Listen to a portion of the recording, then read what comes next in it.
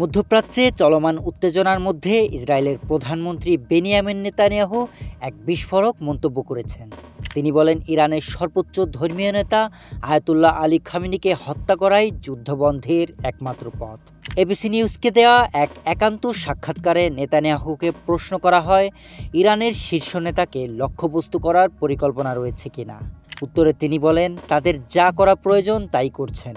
যদিও সরাসরি কোনো অপশনের কথা বলেননি, তবে তার মন্তব্যে একটি স্পষ্ট বার্তা পাওয়া গেছে।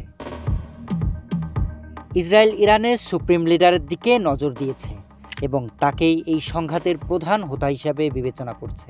এর আগে ইসরায়েলের রাষ্ট্রীয় টেলিভিশনের বরাতে জানা গেছে, ইরানের সর্বোচ্চ নেতা খামেনিকে টার্গেটে পরিণত করা হচ্ছে, যেটা স্বীকারোক্তি ট্রাম্প নিজেই দিয়েছিলেন। এবিসি নিউজকে নেতানিয়াহু আরও জানান, ইরান বহু বছর ধরে পুরো মধ্যপ্রাচ্য জুড়ে সন্ত্রাসবাদ ছড়িয়ে আসছে। তারা দীর্ঘস্থায়ী যুদ্ধ চায় এবং ইসরায়েলকে পরমাণু সংঘাতের দিকে ঠেলে দিতে চায়।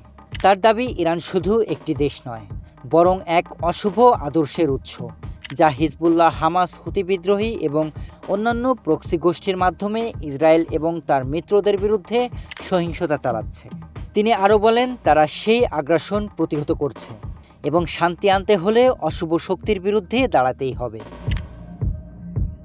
এর আগে ১৩ জুন শুক্রবার ইসরায়েল অতর্কিত বিমান ও ড্রোন হামলা চালায় ইরানের সামরিক ঘাঁটি ও পরমাণু স্থাপনায়।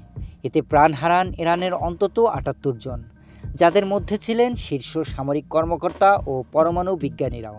এর জেরে ইরান শুরু করে পাল্টা প্রতিশোধ হামলা। পাল্টা হামলার মধ্য দিয়ে দুই পক্ষ জড়িয়ে পড়ে চরম সংঘাতে। ইসরায়েল শুক্রবারে চালানো হামলা থেকেই ইরানের ক্ষমতাধর ব্যক্তিদের হত্যার মাধ্যমে তেহরানকে পুরোপুরি পঙ্গু করার চেষ্টা করছে। তবে এবার আয়াতুল্লাহ আলী খামেনিকে হত্যা করেই হয়তো ক্ষান্ত হবে Tel Aviv. Sharif Rahat, news desk, hello Bangla.